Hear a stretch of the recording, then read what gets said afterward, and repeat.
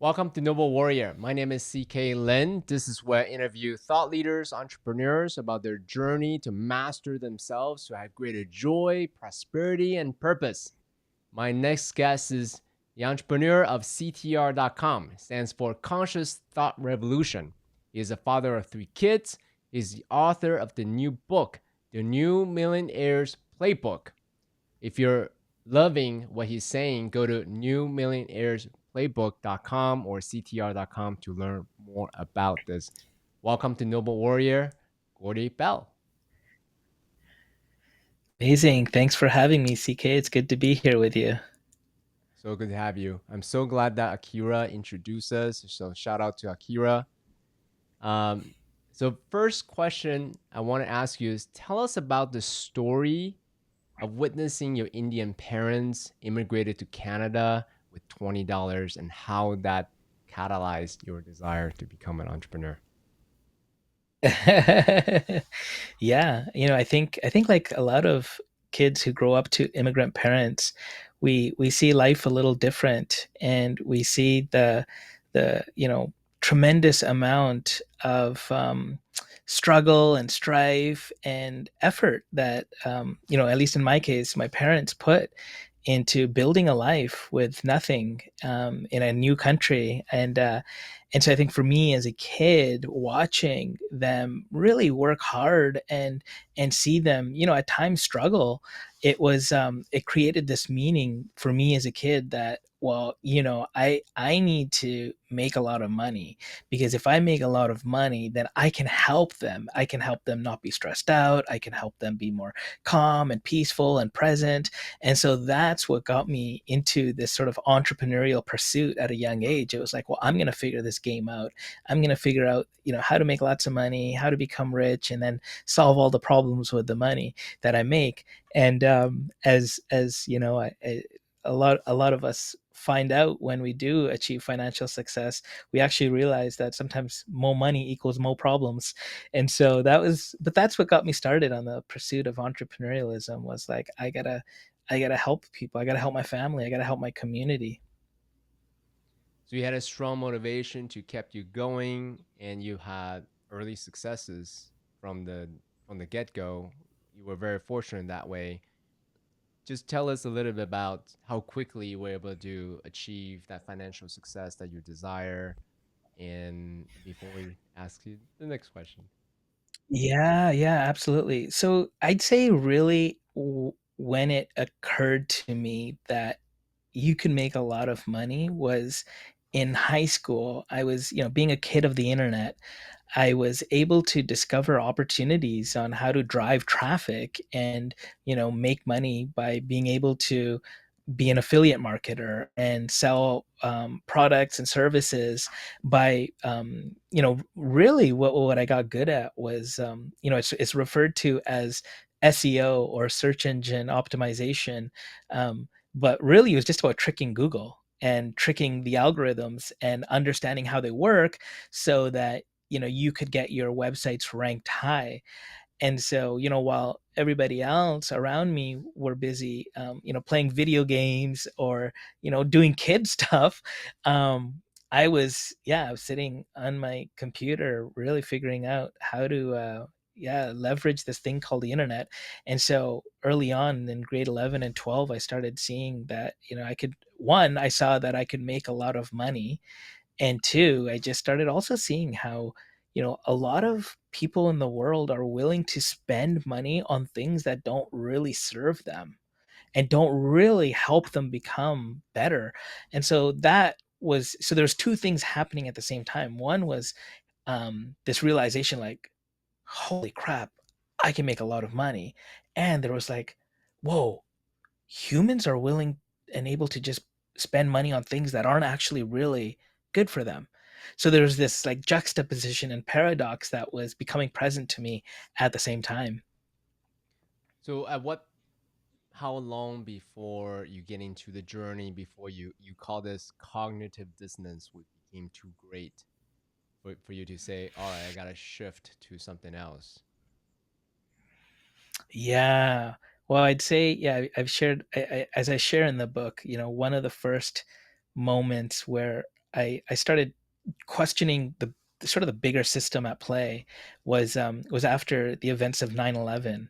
So I was around 20 years old at the time, and I saw this sort of global catastrophe occur, and I saw how, so many people were absorbed by a narrative that was being, shared through the TV, the television screen, and this. So I'm watching people absorbed and almost like hypnotized by TV screen, giving a specific narrative on what happened and how it happened. And to me, it didn't make a lot of sense. There was a lot of questions that were unanswered, and so I started that got me, really starting to ask the questions of like, how does the world really work? Like, what is war? What is war actually? What's actually happening? And being somebody who was entrepreneurial minded, I've always had this curiosity around business and how business works, and what are the incentives and who's winning at what cost. And so as I started to kind of peel away the layers of like, what is war? What is government? What is money? What is banking? What are all these sort of large institutional powerful organizations that exist around the planet, and how do they actually work? Are they actually serving the greater good, or are they perhaps potentially operating in a way that's not for the greater good? And so when I started seeing that the way that the world was constructed wasn't really actually in our best interest, the dissonance started to occur when I also started realizing that I was playing that game too. I was also playing a game where I was looking to gain financially regardless of what the cost was to the outside world, to other people, to customers, to consumers, to institutions, to whatever it may be. And so that's when I started having this, cognitive dissonance of like, well, I want to, be successful and, be wealthy, but I don't want to do it at the cost of everybody else and the planet. So that's what started kind of driving this next evolution of questioning and growth, which was like, what's the real game here? What is the nature of reality? What is my purpose? If the Before game isn't to just yeah, before you get yeah, into yeah, the yeah, next yeah, phase, I just want to double click on something real quick, right? Um, yeah. for the people that are still in the game, in the matrix, as you call it, and they're now becoming aware of this cognitive distance, whether it's the matrix, the external world, the power and the money, and all these things, how it works, but they're also paying attention to the inner world, and they start to see this misalignment that you also have articulated. It's often the spiritual community talk about this kind of stuff a lot, but not a lot in the entrepreneurial community. So from someone Hmm. who are in both worlds, coming from you, that would mean a lot. It's a lot more credible. So tell us a little bit more about the symptoms of this cognitive dissonance, so that the entrepreneurs can say like, oh, I know exactly what that is. Can you just double click on that real quick? Yeah, yeah. Yeah, sure. Well, cognitive dissonance is really only referring to the misalignment in the mind, where your mind is, perceiving two opposing things at once.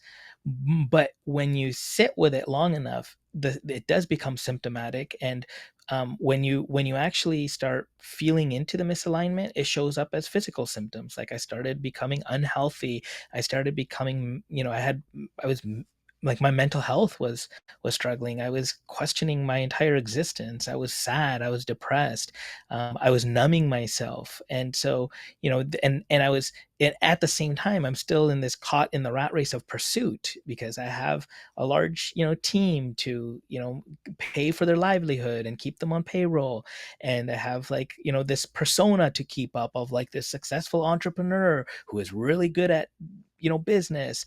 And so, there was these moments where I was actually, and that's where I came up with this framework of measuring your mental, emotional, physical, and spiritual well-being, because all four of those were suffering. My mental health was suffering, my emotional health, I didn't even know what my feelings were. I didn't even know how to feel my feelings. My physical health was suffering. I was feeling sick, I was feeling tired. I was having, it was hard to get out of bed because I had no purpose.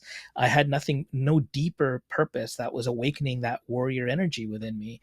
And spiritually, I sometimes I talk about how I felt spiritually bankrupt. So those are like the symptoms that were occurring from this cognitive dissonance, where I'm like, whoa, I'm playing a game that is, and that I am clear is not a game that's meant to be played for the greater good of our entire civilization, or for the greater good of my own being and my own soul. Like, it's one thing to, become righteous and be like, oh, I'm going to change the world, and all of that's great and dandy, but how about you start with yourself? So that was the big moment for me, where I was like, oh wait, like I need to actually just look in the mirror and have that revolution, inner revolution, for myself, and start working on some of these things.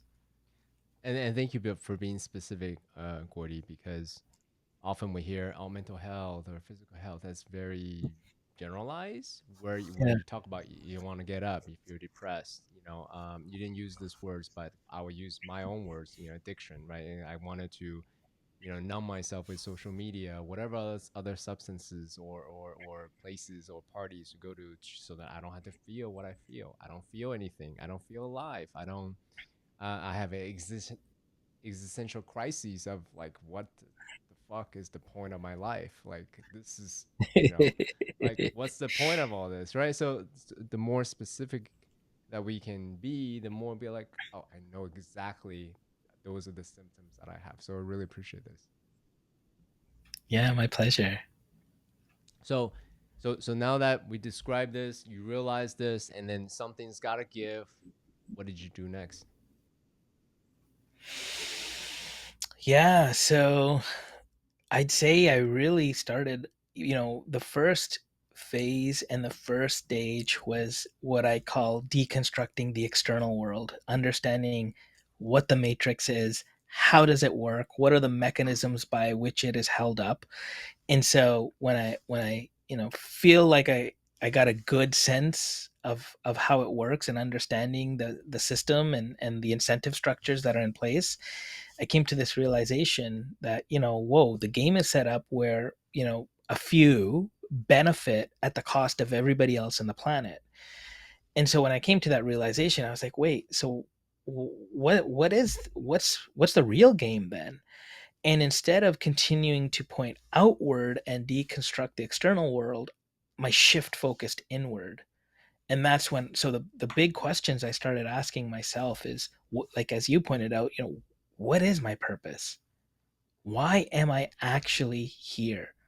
What is beyond my physical existence that I need to look at and connect with? And also asking, what's the nature of reality? So I understand how the three-dimensional world is sort of orchestrated and set up and created, but what's beyond that? What's beyond the veil? How does reality actually get created? How does it get rendered? And what is consciousness? Like, what is human consciousness, and what is the interplay with my own existence with it? And so as I started diving deep into these questions, that's been, I'd say I spent a substantial amount of time, energy, and finances to invest in understanding what I say is my operating system, my software, my hardware, and really understanding how it all works, and diving deep into the nature of myself. And as I dove deep, what started to come true was that I am an active participant in the unfolding of the entire universe. And that which I was seeing externally, so that which I was pointing fingers externally to, was just a projection or a byproduct of our collective consciousness. We, as a 8 billion species, all have consciousness as well as unconsciousness. It's all of the part. It's our, in Jungian language, we'd call it our shadow. And so, our collective shadow manifests in ways which represent a, a beingness that is actually not in service of our all of us. And so, but instead of like eliminating it, what I started realizing was actually to get to know it, get to know the unconscious parts of myself, peel back my own layers, look at the parts that are not healed, look at the ways in which I've developed belief systems and stories that are in my subconscious and unconscious, and bring them to the light, face them, which was an uncomfortable feeling, and then heal them by, and a big part for me, and I'd love to hear your process, and if you have any tools that you recommend as a noble warrior.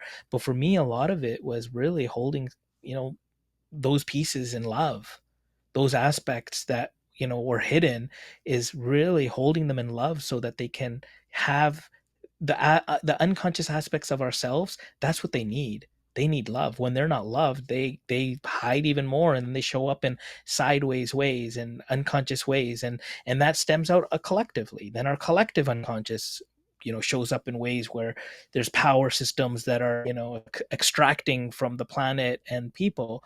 And so it's easy to say, oh, there's bad guys, but the truth is it's just unconsciousness. So that's when I realized, like, really the game to play is to become more conscious, and to continue to wake up, and to continue to cultivate unconditional love, and heal and spread and reverberate, and use these vibrational frequencies of love to impact and move out and move forward. So that when I believe that when enough of us humans get into this place of an elevated state of consciousness or love, then we will actually go through a quantum leap and evolve to our next iteration of whatever our humanity is.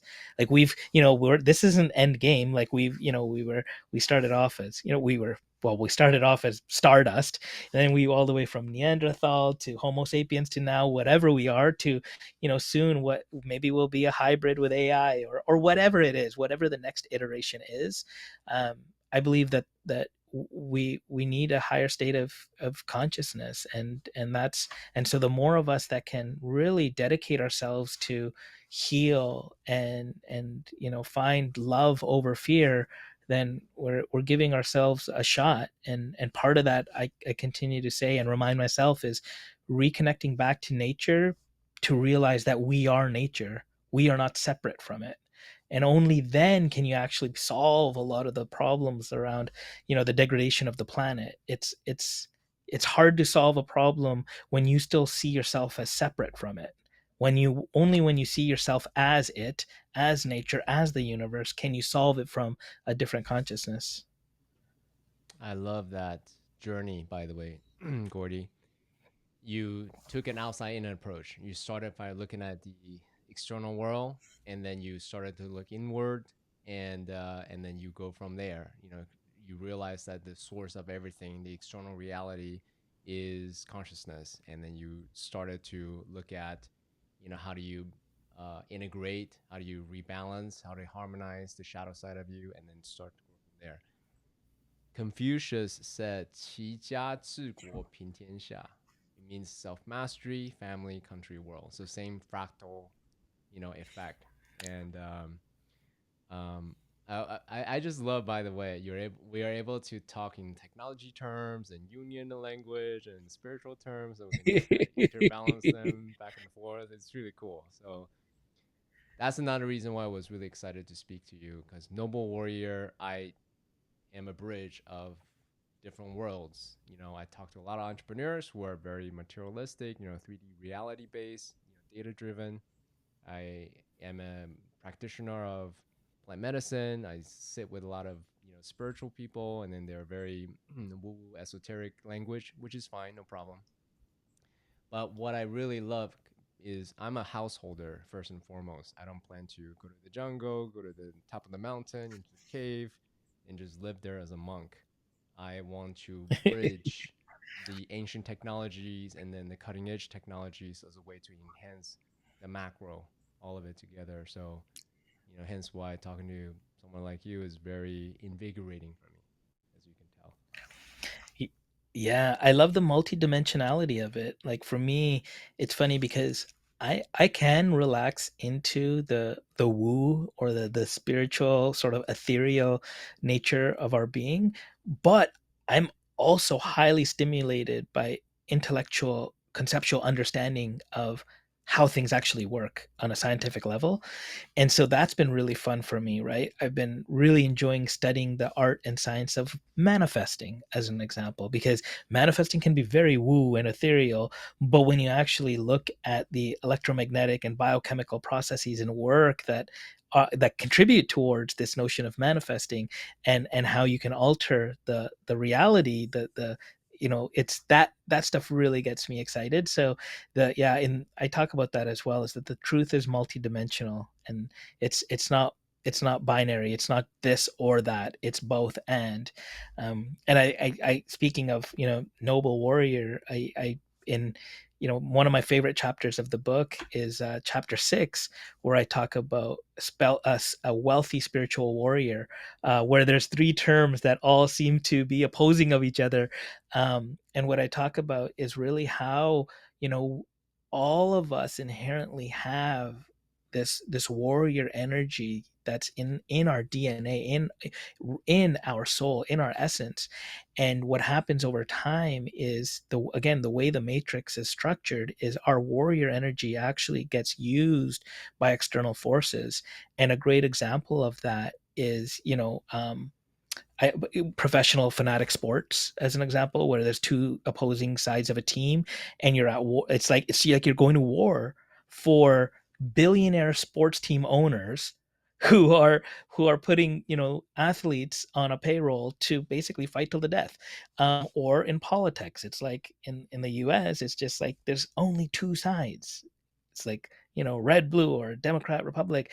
And so these are ways in which our warrior energy is being used to fight a war that's actually not really our war to fight.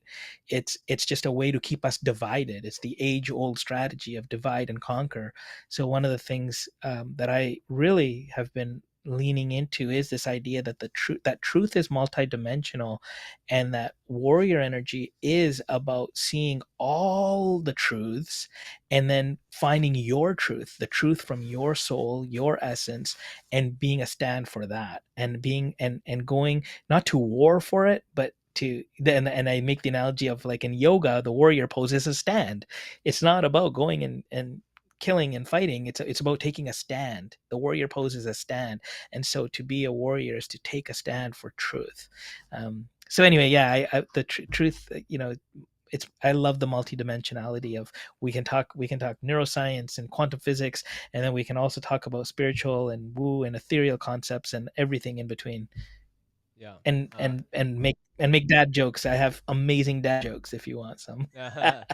Well, you don't know this about me. I have a PhD in biomedical engineering. So I came from the world of data driven analysis, and very heady and all those things, Chinese, right? You're Indian, right? And then over time, uh, learned the quote unquote limitations of the scientific method. And then Yeah. that's the awakening of my spirituality, and also bridge and integrate these two worlds as who I really am. And to that point, one of the principles we talk a lot on the Noble Warrior a lot is the yin and the yang. That's such a beautiful symbol of how do we maintain. I mean, there's nothing in the world that doesn't have polarity. All of them have polarity. And how do we find a harmony between the yin and the yang? So we talk a lot about tactically, how do you do that? Is it mercy or is it fairness? So these are opposing values, and how do we find that truth within us? So everything you say, that's why I'm Yeah. smiling a lot and nodding my head. So I'm curious, with your background and PhD, from the scientific lens, have you started to see how you can describe a more ethereal concept like yin yang through the lens of science? Um, have you Yeah, started playing with that a little? Because if so, please tell me, because I'd love to utilize it. yeah. So regarding these type, so because I know in your book you talk about all, you talk about truth, you talk about Yeah. love. I think it was Jason Silva or someone like that that I actually looked into. Um, these type of fundamental principles, truth, love, wisdom, these are to be experienced, but no words are enough to describe in the totality of the phenomenon. Hence why Mm, that you're a practitioner of plant medicine as well. We experience truth, we experience forgiveness, we experience letting go of something, but no words is enough to truly capture what we feel. yeah. So, in terms of scientifically trying to explain this, I actually steer away from that because if people want me to convince them through data, that's probably not the type of audience that I'm going for. Uh, what Right. I do teach is direct experience. If you can experience Yes. truth, experience love, experience beauty as the essence of your being, that is much more telling than me trying to give you some data points about so and so did double blind study this Yeah. and that. You know what I mean? Yeah, I love it. No, I always say that too. It's like, it's con- take consciousness, or, God, or however you want to frame the greater intelligence. I always say, how do you languageize the unlanguageable? And I'm using Exactly. words that aren't even real words to Yeah. make the point, right? So I'm with you 100%. It's like, language is finite, but experience and consciousness and universe and God, it's infinite. And so trying to take the infinite and put it through a limited or finite, you know pipe to try to it's laughable in itself. But I love it. Yeah, so it is around direct experience. And so that's why one of the things I also really got excited about was designing this the 7 minute, I call it the magic meditation. And it's a 7 minute direct experience where you can experience your own essence in a way that you don't typically do, because your monkey mind is always on all day, and you're in the programming and the conditioning, and you're living in the three-dimensional world. And a lot of like my entrepreneurial friends, or founders, investors that I coach, they'll always have an excuse of like, I don't have 20 or 30 minutes to meditate. And to them I'm saying, well, then you need an hour to meditate. But also I wanted to really I really wanted to distill a process into 7 minutes. What can you do in 7 minutes per day to engineer synchronicity, and explore the using the energies of your body to manifest. And it's because it's like you said, it's about the direct experience. You can't deny direct experience. You can argue facts, quote unquote facts, and science and studies all day long, but that still does not negate direct experience. I listened to it already. So well done. Oh, cool. Great music. Very Burning Man esque. I love it. Uh, yeah. So for those who are listening, I recommend it highly. Gordy has been very generous in sharing a lot of the resources for the grand price of $0. So, so for those of you who want to get into more of his work, he offer a set of tools that's tremendous. So, thank you for your generosity. Yeah. Yeah. Yeah, absolutely. And speaking of Burning Man, do you still have friends stuck there? They're just coming back. Yeah, they're just They're coming just back. starting. Yeah, that's Yeah. yeah, it's So a friend crazy. of mine Signs who's of things to come. a friend of mine was a ranger, and he said it was the hardest year that he's ever been, and also the most rewarding as well. Because it's the yin and the yang, right? Depends on the lens of which you look at it. Yeah, You can complain about it, or you can actually look at it as a gift. And he said was both, right? Everything is it's duality. both. Yeah, yeah, it's So crazy. I know. I've um, so Gordy, I got a question I gotta ask you, right? Because I know we don't have a lot of time, so I have so many questions I want to ask you. For someone who want to deepen their understanding of the matrix, deepen their understanding of the inner world. In your book, you mention a lot of the inner world, a lot of the tactical practices that one can do. What about the understanding of the matrix? Is there anything, any books, anything you can point them to so they can yeah, have a better understanding of what it actually is, and not from a conspiracy theory kind of view, just like actually look at it. Let's look at it objectively. yeah, yeah. Well, one of the things that I really that when I'm working with founders, and part of what I really like doing to help them kind of see how the matrix might be impacting them is to just get into the metacognitive awareness to observe their thoughts. And if you create the space to do, a thought audit, you can actually begin to see how many of your thoughts are being programmed by external signals, whether that's your social media feed, whether that's the culture, whether that was your parents, whether that's like, the institution you got educated in. And so that's a really quick way and a quick hack to do it, is to start auditing your thoughts and just seeing how many of them are programmed from external sources versus them being organically arisen from your own consciousness, from that are connected to your soul.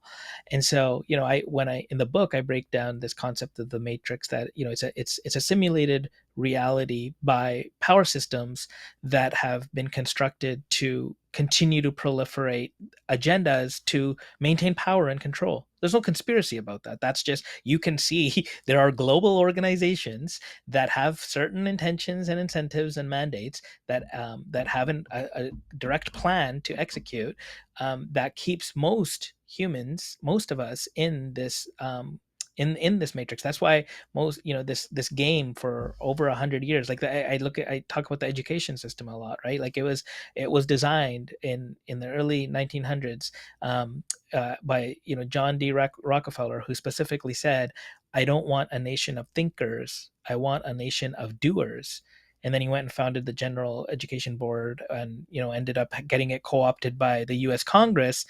And the system's the same. Like, the school and education system is the same. It's to indoctrinate children to be obedient to somebody that's telling them what to do, what to think. They're not being taught how to think, they're being taught what to think, which is they're being programmed. So again, I always come back to, like, do an audit of your thoughts and do an audit of your external inputs. Look at the last 10 people you've communicated with. How much are they influencing your thoughts? How much are you in like a dynamic with those 10 people or any person, where you're just affirming your position for something because you feel like you need to, because that's the social dynamic that's been created. And so that's like the biggest exercise. Just do a thought audit. Take 10 minutes, just, fall into silence and just notice the thoughts that arise, and just, you'll know. And if you can, if you had a Fitbit for your thoughts, or you had some device, which I can't wait to have at some point. And we can talk about that later, as because I've been, investing in technologies for the last 5 years that are helping accelerate the evolution of human consciousness. And so we're not that far from a world where we'll be able to measure the quality of our thoughts.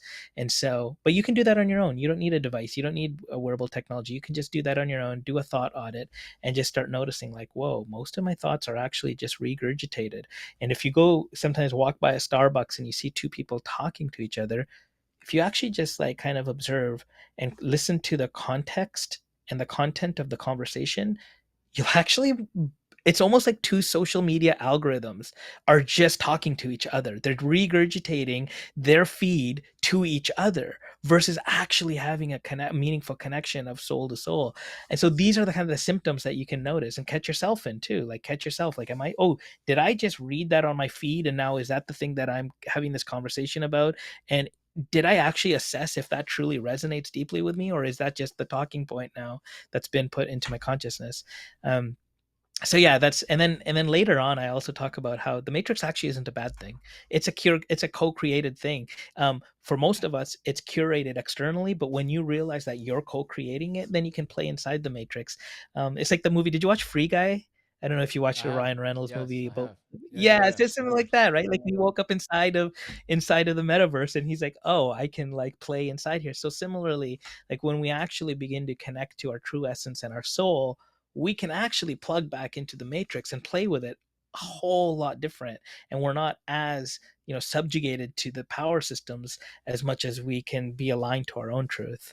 Can you give us an example? I mean, I'm aligned with conceptually and Yeah. everything that you've been telling about energetically as well. Yes. I'm excited for that Yeah. possibility.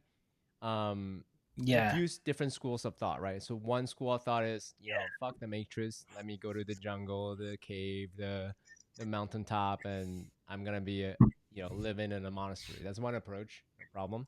Another Yep. approach is, hey, I can't change the system. Let me just play the game as best as I can in the system. Another approach you just mentioned is, let me actually, I'm a free guy, like the movie. Let me just play how I wanted to play because I'm a creator. I'm an infinite creator, spiritual being living a human life.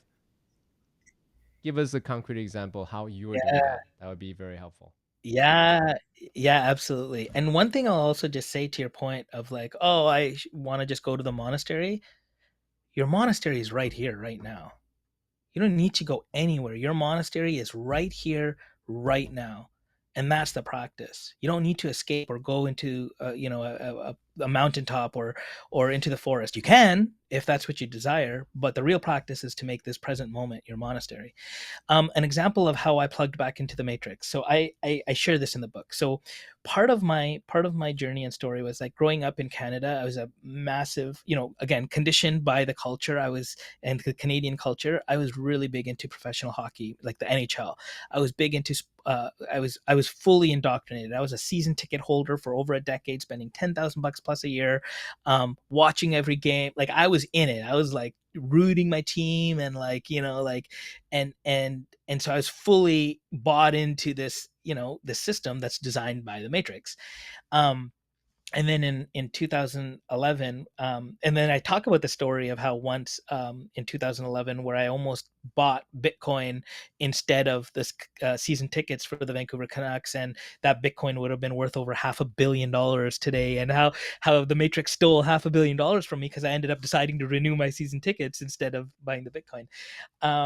But anyway, so in 2011, I talk about when the Vancouver Canucks, who I was the season ticket holder of because I grew up in Vancouver, they lost in the Stanley Cup Finals, and the city was having riots and the city was on fire, and I had this out of body experience. I was like, what the fuck did I just do for the last 10 years? What did I just spend all this money, energy on? I just got sucked into this thing that's like what is it? What's really going on here?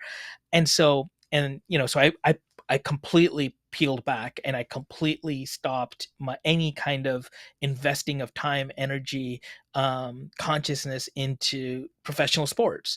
Fast forward, and now my son, my oldest son, who's 11, ever since he was born, he loves hockey. He loves the NHL. And so and for me, I've like reoriented and reintegrated my relationship to it because now as I can now watch it in a way where I can enjoy it, not judge it, go to a game with my son, watch him get lit up by these extremely talented athletes who are giving it their all to perform and play at an elite level and understand like the energy of an audience and understand like the business of how this works. So it's like an knowingness, it's an awareness, it's like a leaning back and observing and watching and being like, oh, okay, cool, versus like being like totally like the cog in the wheel of it, like, oh, just a zombie, like, yes, take my money, okay, I'm gonna get my drink, and I'm like, so it's like this knowingness of participating in a system of the matrix, as opposed to being fuel for it and being used by it.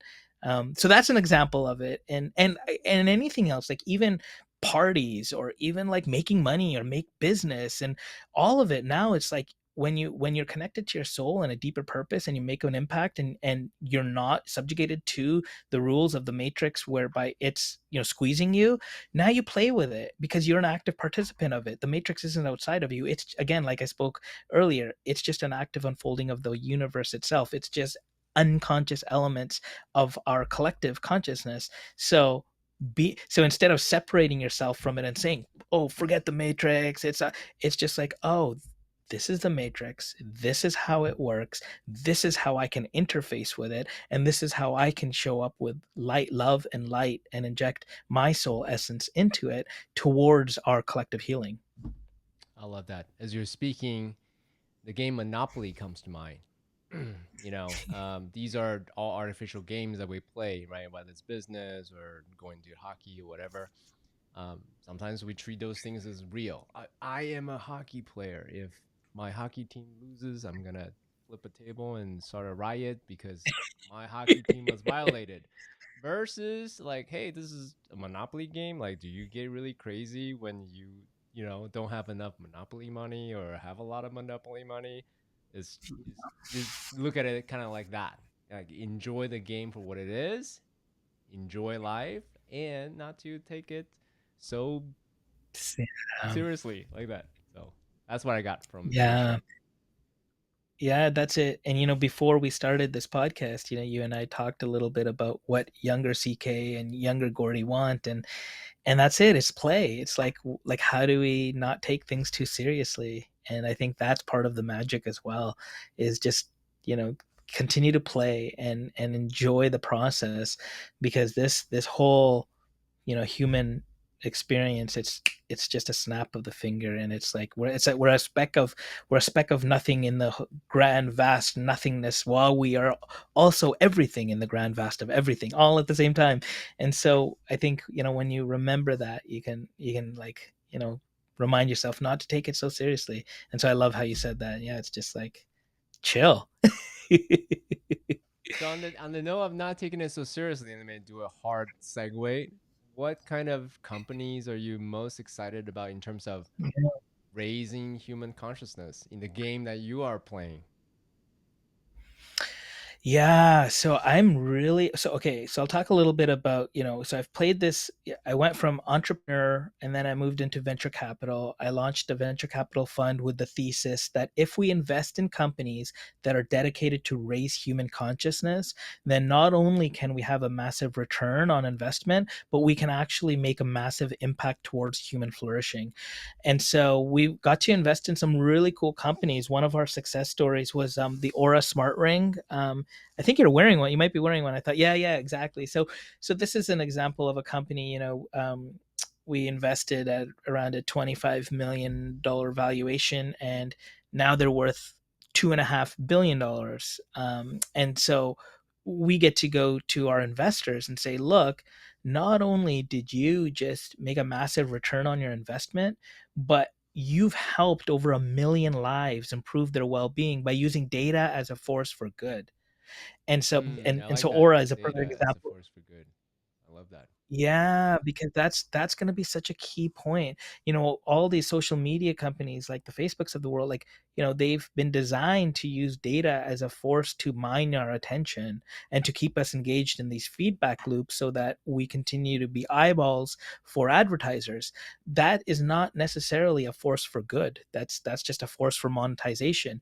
But if we can design, companies and technologies, products and services that are using data as a force for good that can measurably improve our mental, emotional, physical, or spiritual well-being, then that bridges and converges both the, hey, investment opportunity, because I think more and more, as $70 trillion moves hands from the boomer generation to millennial and Gen Z, we're seeing a different set of values. Millennials and Gen Z care a lot more about well-being. They care more about regenerative principles. They care more about community.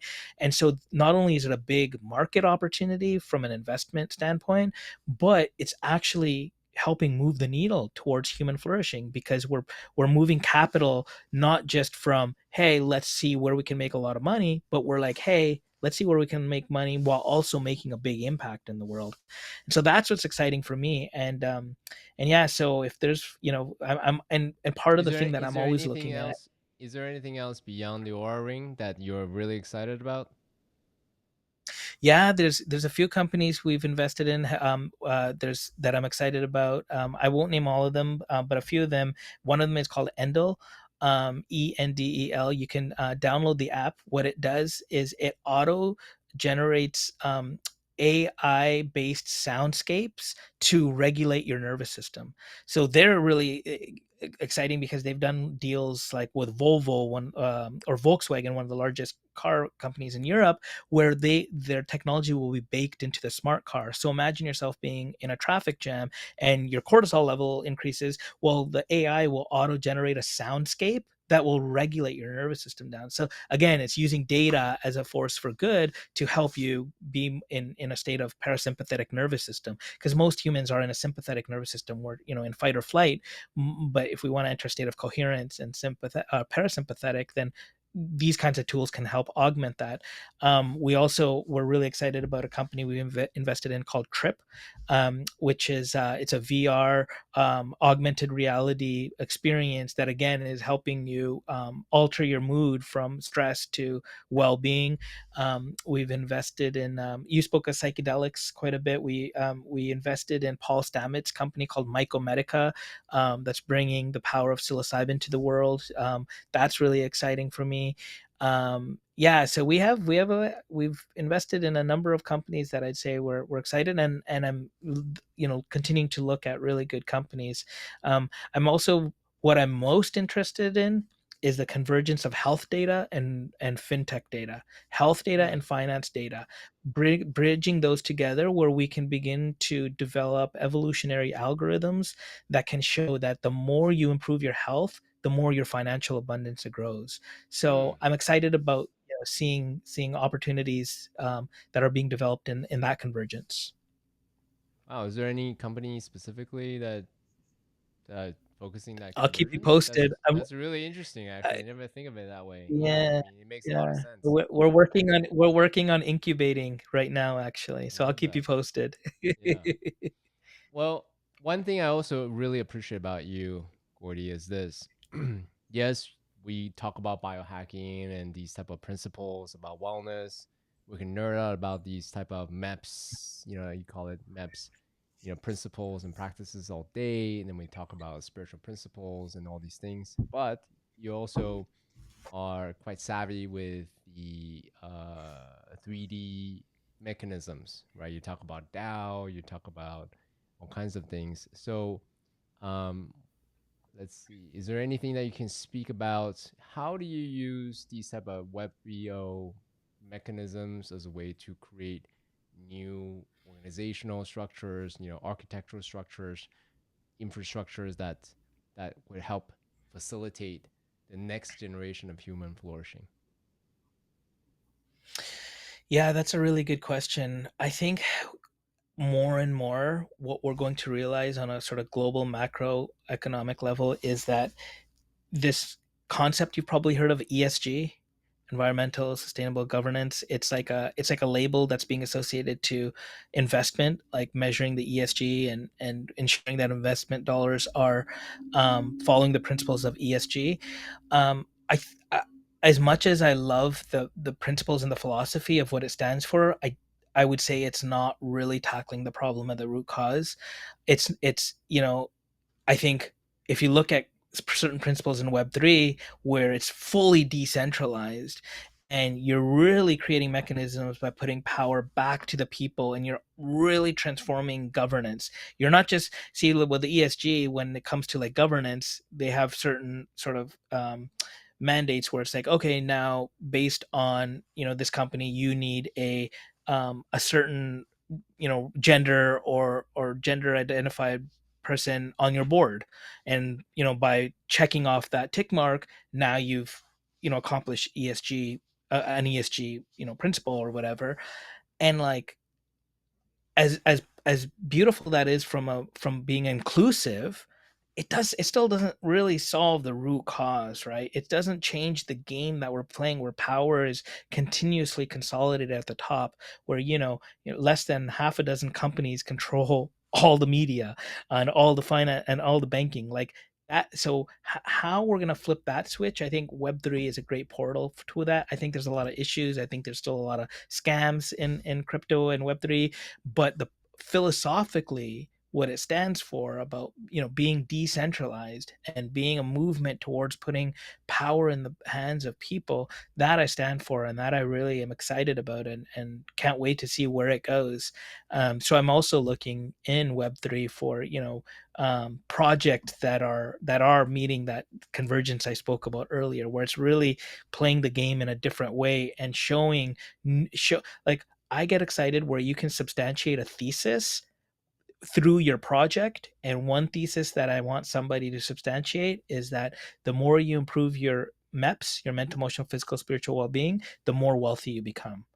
Where Mm, I want to see a project where they're showing that health is wealth. Mm. and like truly substantiating that. So those are the kinds of things, and I think Web3 is where that kind of stuff is. The opportunities are more rich and ripe for that kind of innovation to occur. Um, and yeah, so and I'm like I said, I'm looking at where the CTR ecosystem is looking at actually incubating a project in that space right now, which is really exciting. But I won't. No spoiler alert for you today. So I can talk to you forever. So this would be one of the last questions. Unfortunately, you don't have a lot of time. Otherwise, I'll talk to you for 3 hours. One of the things I noticed from the book, you list a lot of different tactics. You list a lot of different tactics, and I am a collector of timeless and the latest transformation and technologies as well. So the question for the skeptics who is like, hey, what keeps you consistent with your practice? Because you don't want to be, 1 inch deep with 1,000 things, right? You want to go really, really deep with your practice. So that's one. What keeps you from jumping from shiny object to shiny object? Yeah, that's a really good question. Well, I think for me, it's like a cadence, right? Like I'm looking on a month by month basis. What do I need to focus on this month? And again, I use the framework of MEPS. Like, so, in the month of September for me, because the weather is changing and we're moving seasons, I tend to get a little, my mood starts to get lower during these time during the fall months. And for me, I'm like, okay, how what do I so if I'm going to focus on mental health for like my M for this month, so one is deciding on what you're going to focus on, one area, and then what is the one thing that you're going to do each day for this month that's going to move the needle. So you don't have to do 10 things, you don't have to do 20 things. If you have a checklist, and I have, like, in the book I provide one at the end of every chapter, just pick one, just do one every day, because that builds momentum, it builds consistency. But if you're trying to do 10 things, if you're trying to do 20, it's just, you're setting yourself up for failure, and it's not sustainable. But if you can do that one thing, and you do that one thing consistently for 1 month, you'll be surprised what happens in month two, you'll be surprised what happens in month three. So just do the one thing, choose what you're going to focus on for the month. For me, I choose what I'm going to focus on for the month, and then I pick one thing I'm going to do. And what ends up happening after week two is it ends up being two things, three things, four things, because then I just build momentum, and then my nervous system and my body and my system just asks for it. It's the switch has occurred inside. So that's what I would recommend. I love that. Just share a personal story real quick. I started doing a 30-day yoga challenge, and my friends like, "Oh, that Yes. sounds like an oxymoron." Uh, I was like, "Oh, you're right," but nonetheless, it worked for me. And what I discover for me, I was able to find the intrinsic motivator in going to hot yoga Yeah. practice because what happy accident I found from that is my body really loves sweating. So now that I have the intrinsic motivator, it doesn't. I don't need an external structure like a game or consequences or a carrot to do that anymore. Now I just go because I actually want to.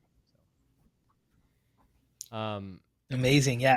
It's funny. I just, so last year I did the same thing. I did a 30-day yoga challenge, and it was actually one of the most transformative times. What day are you in right now right now on I your 30 am days? 33. I'm going for 60 now. Oh, wow. Yeah. So you must be for me, I noticed a lot of emotion started moving after a while as well, because the emotions are stuck in the tissues. And so when you're actually stretching, you're making room for the emotions to move. That was really powerful. I didn't even expect that part. I was just like, oh, I'm going to get more fit and, become limber. And I was like, whoa, I just had like so much emotional healing.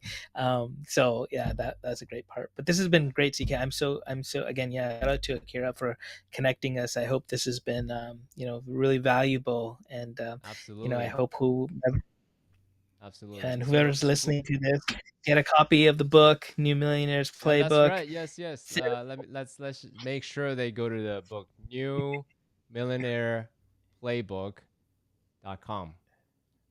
So, Gordy, thank you so much. Let me just take a moment to really acknowledge you. I appreciate the book. I appreciate the earnestness of you putting together everything.